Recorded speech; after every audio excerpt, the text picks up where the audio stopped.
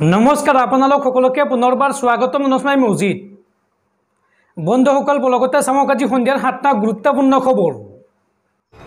প্ৰথমটো খবৰ, ৰাজ্যবাসীক উদ্দেশ্যে মুখ্যমন্ত্ৰী হিমন্ত বিশ্ব শৰ্মাৰ 10টা বৃহৎ ঘোষণা। ৰাজ্যত শীঘ্ৰে আৰম্ভ হ'ব কেইবাখনো নতুন আঁচনি। ৰাজ্যবাসীক উদ্দেশ্যে মুখ্যমন্ত্ৰীয়ে কি ঘোষণা কৰিছে চাওঁ আহক। অহা 2 অক্টোবৰৰ পৰা ৰাজ্যত আৰম্ভ হ'ব মিছন বসুন্ধৰা 3ৰ কাম। নৱেম্বৰ ডিচেম্বৰ মাহত বাল্য বিবাহৰ বিৰুদ্ধে চলিব বৃহৎ অভিযান। 16 আগষ্টৰ পৰা প্ৰদান কৰা হ'ব নিযুত মইনা আঁচনিৰ প্ৰপত্ৰ। 1 অক্টোবৰৰ ভিতৰত প্ৰদান কৰা হ'ব ধন। আৰু লগতে মহিলা উদ্যমিতা আঁচনিও আৰম্ভ হ'ব ৰাজ্যত। ৰাজ্যত আৰম্ভ হ'ব অৰুণোদয় 3.0। ৰাজ্যৰ সকলো যোগ্য হিতাধিকাৰীয়ে লাভ কৰিব অৰুণোদয় আঁচনিৰ ধন। আৰু লগতে ৰাজ্যৰ 126টাকৈ সমষ্টিত মহকুমা আৰু উপজিলাৰ কাম আৰম্ভ হ'ব। 2 অক্টোবৰৰ পৰা আৰম্ভ হ'ব এই কামসমূহ। ৰাজ্যত নতুনকৈ নিযুক্তি দিয়া হ'ব 50,000 লোকক। আৰু এইসমূহ বিষয়ক লৈ জিলা আয়ুক্তৰ সৈতে আলোচনাত বহে মুখ্যমন্ত্ৰী ডক্টৰ হিমন্ত বিশ্ব শৰ্মাই। পৰৱৰ্তী খবৰ, অসমে পালে নতুন ৰাজ্যপাল। অসমৰ নতুন ৰাজ্যপাল হিচাপে শপত গ্ৰহণ লক্ষ্মণ প্ৰসাদ আচাৰ্যৰ। গুৱাহাটী হাইকোৰ্টৰ মুখ্য ন্যায়াধীশে শপত বাক্য পাঠ কৰোৱাই অসমৰ নতুন ৰাজ্যপাল লক্ষ্মণ প্ৰসাদ আচাৰ্য। পৰৱৰ্তী খবৰ, পেৰিছ অলিম্পিকত ভাৰতৰ দ্বিতীয়টো পদক জয়। 10 মিটাৰ এয়াৰ পিষ্টল শ্বুটিঙত ব্ৰঞ্জৰ পদক অৰ্জন মনু ভাকেৰৰ। দক্ষিণ কোৰিয়াক পৰাস্ত কৰি টিম ইভেণ্টত ব্ৰঞ্জৰ পদক জয় মনু ভাকেৰৰ। আৰু একেটা অলিম্পিকত 2টা পদক জয় কৰা প্ৰথমগৰাকী ভাৰতীয় হৈছে মনু ভাকেৰ। দৰ্শকসকল আৰু বহুতো গুৰুত্বপূৰ্ণ খবৰ আছে। তাৰ আগতে আপোনাক জনাওঁ যে যদি আপুনি এতিয়ালৈকে এইটো ভিডিঅ'ত লাইক কৰা নাই তেন্তে এতিয়াই ভিডিঅ'টোত লাইক কৰি দিয়ক।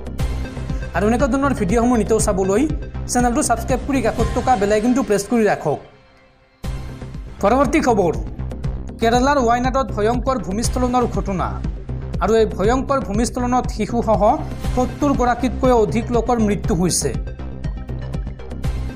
কেৰালাৰ ৱাইনাডত ভয়ংকৰ ভূমিস্খলনৰ ঘটনা।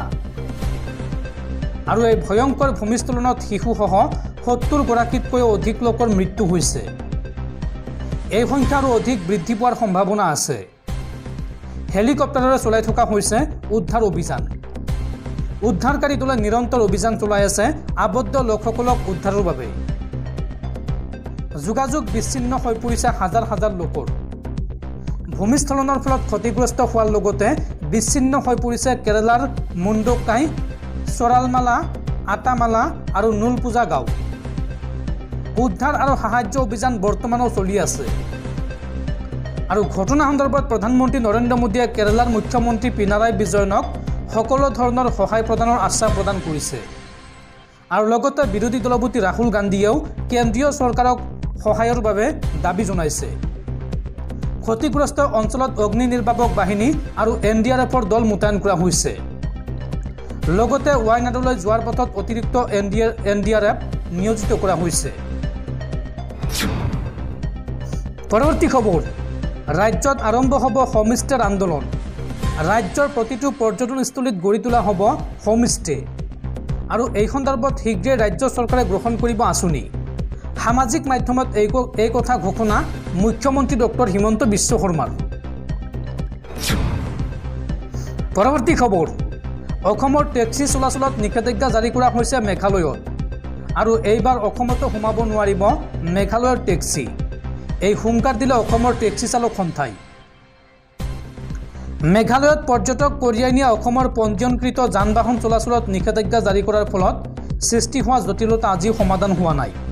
চুবুৰীয়া ৰাজ্যখনলৈ দৈনিক পৰ্যটক কঢ়িয়াই নিয়া অসমৰ যান বাহন চলাচল কৰাত কেইবাটাও স্থানীয় সংগঠন আৰু মেঘালয় টেক্সি এছ'চিয়েশ্যনে এই নিষেধাজ্ঞা জাৰি কৰাৰ পাছত এতিয়া ভীষণ সমস্যাৰ সন্মুখীন হৈছে পৰ্যটকসকল। পৰ্যটনে মেঘালয়ৰ ৰাজহ সংগ্ৰহৰ অন্যতম উৎস হোৱাৰ হেতু ৰাজ্যখনৰ হোটেল আৰু অন্যান্য বেপাৰ বাণিজ্যত ইয়াৰ প্ৰভাৱ পৰিছে।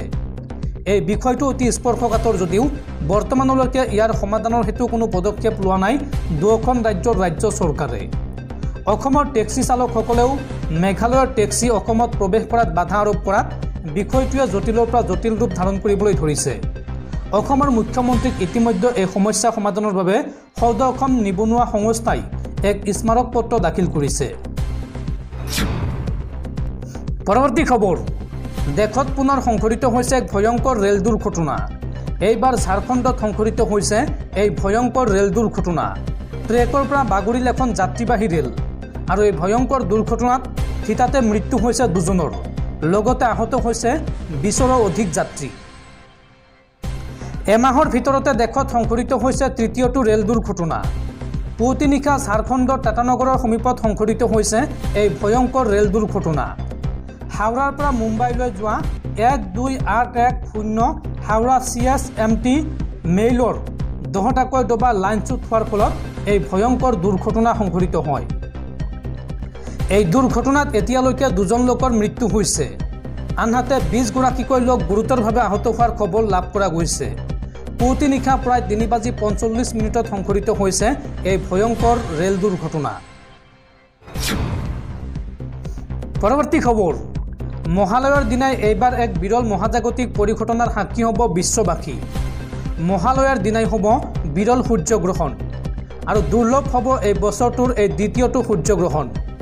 2 অক্টোবৰৰ নিশা 9:13 পৰা আৰম্ভ হৈ মাজৰাতি 3:17 সমাপ্ত হ'ব এই সূৰ্যগ্ৰহণ। কোন কোন ৰাশিৰ জাতক জাতিকাৰ ওপৰত কি প্ৰভাৱ পৰিব চাওঁ আহক। এইবাৰ মহালয়ৰ দিনাই হ'ব বিৰল সূৰ্যগ্ৰহণ। দুৰ্লভ হ'ব বছৰটোৰ এই দ্বিতীয়টো সূৰ্যগ্ৰহণ। 2 অক্টোবৰ বুধবাৰ হ'ব এই সূৰ্যগ্ৰহণ। 2 অক্টোবৰৰ নিশা 9:13 পৰা আৰম্ভ হৈ মাজৰাতি 3:17 সমাপ্ত হ'ব এই সূৰ্যগ্ৰহণ। প্ৰায় 6 ঘণ্টা সূৰ্যগ্ৰহণৰ প্ৰভাৱ থাকিব পৃথিৱীত। নিশা সূৰ্যগ্ৰহণৰ সময়ত এইকেইটা কাম আপুনি ভুলতো নকৰিব। কি কাম নকৰিব চাওঁ আহক। এই গ্ৰহণত সূতককালৰ প্ৰভাৱ নাথাকে। পূজা আৰু মাংগলিক কাম কাজত বাধা নাথাকিব এই গ্ৰহণৰ সময়ত। কোন কোন ৰাশিৰ জাতক জাতিকাৰ ওপৰত কি প্ৰভাৱ পৰিব চাওঁ আহক। মেঘ, মিথুন, বৃষ আৰু কৰ্কট ৰাশিৰ জাতক জাতিকাৰ বাবে এই গ্ৰহণ শুভ হ'ব। মকৰ, কুম্ভ, তুলা ৰাশিৰ ব্যক্তিৰ ব্যৱসায় বাণিজ্যত এই সূৰ্যগ্ৰহণৰ শুভ ফল দিব। আৰু সিংহ ৰাশিৰ বাবে আছে কেইবাটাও বিধি। উপবাসে থাকিব লাগে সিংহ ৰাশিৰ জাতক জাতিকাসকল। গ্ৰহণৰ সময়ত উপবাসে থাকি সূৰ্যোদয় হোৱাৰ পিছত পূজা পাঠ কৰিব লাগে, যিহেতু এই গ্ৰহণ সূতককালৰ প্ৰভাৱ নাথাকে। সেয়েহে মহালয়ৰ পবিত্ৰখনত বিধি অনুযায়ী পূজা পাঠ কৰিলে সুফল লাভ কৰিব। পৰৱৰ্তী খবৰ, দেশৰ কোটি কোটি মুছলমানৰ বাবে লোকসভাত এইবাৰ গৰজি উঠিল সাংসদ আছাদুদ্দিন ওৱেইচি। মোদী চৰকাৰে সংখ্যালঘু মুছলমান বিৰোধী নীতি লোৱাৰ অভিযোগ সাংসদগৰাকীৰ। দেশৰ কোটি কোটি মুছলমানৰ বাবে এইবাৰ লোকসভাত সৰব হৈ পৰিল আছাদুদ্দিন ওৱেইচি। দেশৰ 17 কোটি মুছলমানক হিংসা কৰি বিকশিত ভাৰত গঢ়িব নোৱাৰে বিজেপি চৰকাৰে। মোদী চৰকাৰে সংখ্যালঘু মুছলমান বিৰোধী নীতি লোৱাৰ অভিযোগ। মোদী চৰকাৰে মুছলমানক হিংসা কৰে বুলি অভিযোগ আছাদুদ্দিন ওৱেইচিৰ।